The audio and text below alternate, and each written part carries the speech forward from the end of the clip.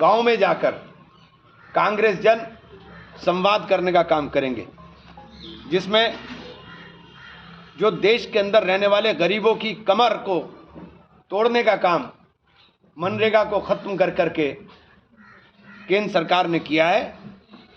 और बहुत ही हास्यास्पद चीज़ है कि जब केंद्र सरकार 90% पैसा देती थी और 10% केवल स्टेट गवर्नमेंट का रहता था, उसके बावजूद भी अभी तक 6-6 महीने का बकाया मनरेगा का बाकी है और अब इसको 40% कर दिया गया। तो किसी स्टेट के पास 40% पैसा मनरेगा में खर्च करने की स्थिति में नहीं है, तो इस स्थिति में ये योजना पूरी तरह से दम तोड़ने का काम करेगी। ये योजना 2006 में जब लाई गई तो इसका मकसद था गरीबों को, मजदूरों को, जो बेरोजगार हैं उनको रोजगार की व्यवस्था की जाए और एक कामयाब योजना थी। 2014 में जब नरेंद्र मोदी जी प्रधानमंत्री बने तब इन्होंने इसको कांग्रेस की विफलताओं का स्मारक कहा था, लेकिन मनरेगा की सफलता ने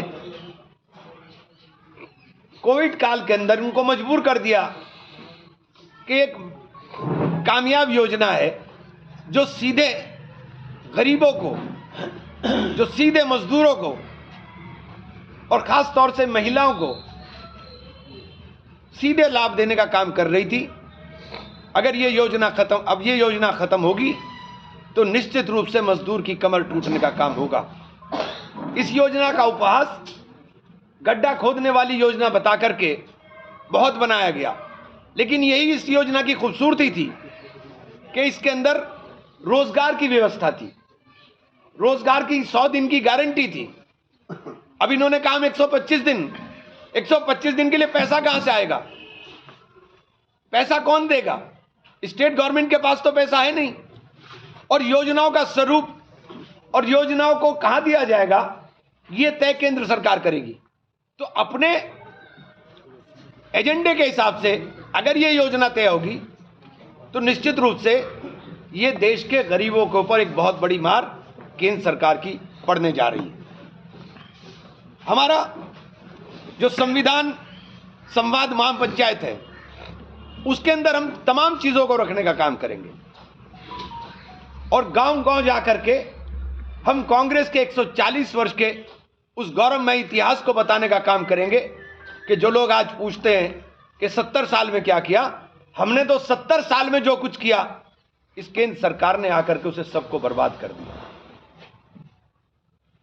70 साल के अंदर जब आप बात करते हो तो आप भूल जाते हो कि 1950 में देश की हालत क्या थी, जब देश के पास किस हालत में देश मिला था। खाने को अन्न नहीं था, पहनने को तन पर कपड़ा नहीं था, नौकरियों की तो बात ही छोड़ दीजिए। पंडित जवाहरलाल नेहरू के रोड मैप ने देश को खड़ा करने का काम किया, आत्मनिर्भर बनाने का काम किया। देश आत्मनिर्भर बना जब अन्न इंपोर्ट होता था और वो अनाज आता था जो जानवरों खाते थे, उस अन्न को हरित क्रांति ला करके उस अन्न को पैदा करने का काम का सपना पंडित जवाहरलाल नेहरू ने देखा। देश के अंदर औद्योगिकरण कर करके देश को आत्मनिर्भर बनाने का सपना पंडित जवाहरलाल नेहरू ने देखा और औद्योगिकरण की शुरुआत की। देश के अंदर सिंचाई व्यवस्था के लिए नए नए डैम बनाने करके, बिजली नहीं थी, बिजली के कारखाने लगा करके पंडित जवाहरलाल नेहरू को देश को आत्मनिर्भर बनाने का सपना देखा। बाबा साहेब भीमराव अंबेडकर ने जो सपना दलितों के लिए, शोषितों के लिए, वंचितों के लिए देखा, उस सपने को साकार करने का काम पंडित जवाहरलाल नेहरू ने उस आरक्षण व्यवस्था को लागू कर करके करने का काम किया। श्रीमती इंदिरा गांधी ने बैंकों का राष्ट्रीयकरण कर कर और जो देश के अंदर गरीबों का दोहन हो रहा था, जो साहूकार लूटमार कर रहे थे, सभी बैंकों का राष्ट्रीयकरण करने का काम किया। श्रीमती इंदिरा गांधी ने 30 साल के अंदर, जो 50 से लेकर के 20 साल के अंदर 70 तक का कार्यकाल था, उसको देख करके कि अभी तक हम उस टारगेट को अचीव नहीं कर पाए, हम गरीब के घर तक पूरा नहीं पहुंच पाए, तब उन्होंने 1971 में नारा दिया गरीबी हटाओ। और गरीबी हटाओ नारे के माध्यम से उन्होंने लोगों के रोजगार की व्यवस्था करने का काम किया। 1987 के अंदर स्पेशल ड्राइव चला करके राजीव जी ने, जो गैर पढ़े लिखे लोग थे, पढ़े लिखे नहीं थे, शोषितों में पढ़े लिखे नहीं थे, किसी को माली को, किसी को ड्राइवर को, किसी को कहीं भर्ती कर करके स्पेशल ड्राइव चलाने का काम किया। हमने क्या किया? हमने पंडित जवाहरलाल नेहरू जी उस वक्त इसरो की बात कर रहे थे जब इनकी सोच में भी नहीं था। उन्होंने इसरो की स्थापना की, एम्स की स्थापना की, हेल्थ सेक्टर के अंदर एक मजबूत मील का पत्थर साबित हो, यह काम करने का काम किया। शिक्षा को इतना सस्ता किया कि वो गरीब के घर के पहुंच तक बन जाए। आपने क्या किया? शिक्षा का व्यवसायीकरण किया।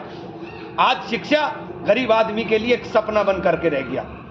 आपने संविदा कर करके उस आरक्षण को धीरे धीरे धीरे धीरे समाप्ति की तरफ ले जाने का काम कर रहे हैं। जिन संसाधनों पर देश के लोगों का हक होना चाहिए, आप केवल मित्रों को बांटने का काम कर रहे हैं। आप नफरत बांटने का काम कर रहे हैं पूरे मुल्क के अंदर। आप बार बार एक ही एजेंडे को चलाते हो। आप जब धर्म की बात करते हो तो धर्म आपका मेरा व्यक्तिगत मामला है, और संविधान में इसकी व्यवस्था की है कि हम अपने धर्म को पूरी आजादी के साथ मानने का काम करें। लेकिन धर्म कोई नफरत नहीं सिखाता। आप देश में नफरत बांटने का काम कर रहे हो। आप बार बार अपने आप को सनातनियों के नाम के ऊपर शोर मचाते हो। लेकिन बांग्लादेश के अंदर जो कुछ हो रहा है, जो जुल्म बांग्लादेश में हो रहा है, जिस तरह से हिंदुओं को मारा जा रहा है, लेकिन भारत सरकार की खामोशी, भारत सरकार की चुप्पी हमें बेचैन करने का काम कर रही है। इंदिरा जी बहुत दूरदर्शी नेता थी। उन्होंने जब बांग्लादेश का निर्माण कराया तो मुजीब संधि हुई, और मुजीब संधि के अंदर इंदिरा जी ने इसकी व्यवस्था की थी कि उस देश के अंदर रहने वाले अल्पसंख्यकों के हितों के ऊपर अगर कुठाराघात होगा तो द्विपक्षीय वार्ता के जरिए इसको तुरंत दूर किया जाएगा। लेकिन भारत सरकार अभी तक एक भी जगह कोई एक्शन के अंदर दिखाई नहीं देती। और बांग्लादेश वो देश है जिस देश की पूरी अर्थव्यवस्था हमारे ऊपर टिकी हुई है। बांग्लादेश में लाइट अडानी की बिकेगी, अगर लाइट ही रोक दो तो चरमरा जाएगा। लाइट आसमान से नहीं आ सकती है। अभी कोई टेक्नोलॉजी ऐसी नहीं कि आसमान से लाइट दे देंगे। लाइट हमारे पास से जा रही, बिजली नहीं है। लेकिन हमारी सरकार ने जनवरी 26 में यह एग्रीमेंट किया कि हम दिसंबर 26 तक 18,000 टन डीजल बांग्लादेश को देने का काम करेंगे। जहां हिंदुओं का कत्लेआम हो रहा हो, हिंदुओं के साथ अत्याचार हो रहा हो, आपकी सरकार खामोश बैठी है।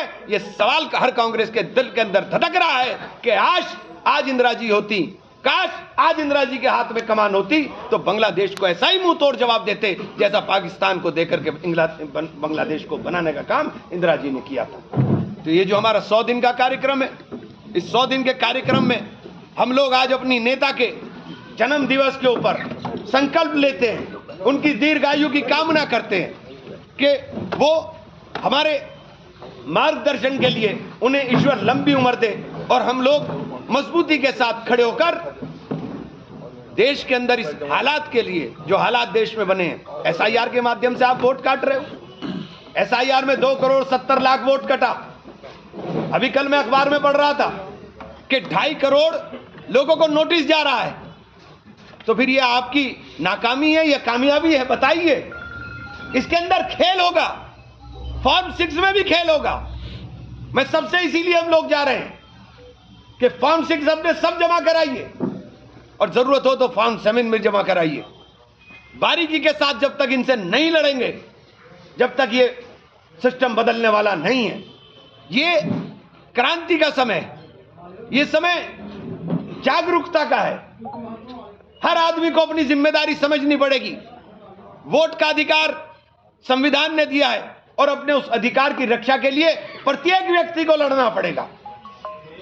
ये चुराया हुआ लोकतंत्र जो देश के अंदर आने की एक नई परंपरा शुरू हो रही है, इसके लिए अगर हम नहीं खड़े होंगे तो लोकतंत्र समाप्त हो जाएगा। इसलिए साथियों, आज हम इस शुभ अवसर पर हमारी नेता श्रीमती प्रियंका गांधी के जन्म दिवस पर हम सब लोग कांग्रेस जन प्रतिज्ञा लेते हैं इस बात की कि हम लोग कांग्रेस के स्वर्णिम इतिहास को दोहराते हुए उसको वापस लाने के लिए अपनी जी जान के साथ मेहनत करने काम करेंगे। धन्यवाद साथियों। आप कह रहे हैं फॉर्म 6 में भी खेल करेंगे, ऐसा क्यों लग रहा है आप लोगों को, ये बताएं। 2.5 करोड़ लोगों को नोटिस भेज रहे हैं। कल ही मैंने पढ़ा था अखबार में, मुझे इसीलिए शंका हो रही है। भाई 2,70,00,000 आपने काटे, मृतक होंगे, कितने मृतक हैं, तो 2.5 करोड़ आप फिर डाल रहे हो, तो इसका मतलब क्या हुआ? वो गिनती तो वहीं के वहीं आएगी। खेल क्या कहीं ना कहीं तो करोगे। आप सॉफ्ट कॉपी हमको दो, हम डबलिंग निकाल करके 2 मिनट में दे देंगे। सॉफ्ट कॉपी आप देते नहीं। आरएसएस प्रमुख मोहन भागवत हैं, वो हिंदुओं को एकजुट करने की बात कर रहे हैं। और प्रधानमंत्री नरेंद्र मोदी भी कल सोमनाथ मंदिर गए थे, वहाँ से उन्होंने आह्वान किया है। उधर से मुख्यमंत्री योगी आदित्यनाथ भी इस बात को कह रहे हैं। भैया पहले हिंदुओं की चिंता कर लो, बांग्लादेश के, पाकिस्तान के, वहां के हिंदुओं की भी चिंता कर लो कि वहां के हिंदुओं पे क्या हो रहा है। विश्वगुरु बनने का सपना देख रहे हो, विश्वगुरु मानेगा कोई कि तुम पड़ोसी होते हुए, अच्छे पड़ोसी और दमदार पड़ोसी होते हुए, पड़ोसी में लोग आपका भाई पिट रहा है और आप बता नहीं पा रहे। अजीत पवार कह रहे हैं कि लोकल बॉडी के चुनाव में पार्टी अलग अलग लड़ती है, कांग्रेस के दौर में भी ऐसा होता था। ये उनका वो है। सबसे पहले बिजली रोक दें, बिजली रोक दें, बांग्लादेश की सप्लाई रोक दें। आसमान में से आएगा क्या बांग्लादेश? चारों तरफ से घिरा हुआ है हमसे। कप्तान की घटना को किस तरह से देखते हैं? जो बहुत दुखद है। उत्तर प्रदेश की कानून व्यवस्था का हाल बयान करती है कि उत्तर प्रदेश में कैसी कानून व्यवस्था है। ये लोगों को सोचना चाहिए। किस तरह की कार्रवाई होनी चाहिए ऐसे आरोपियों की? जो सबके साथ होता है वही सब उनके साथ होना चाहिए। किस तरह का? जो सबके साथ होता है वो इनके साथ होना चाहिए। हो गया।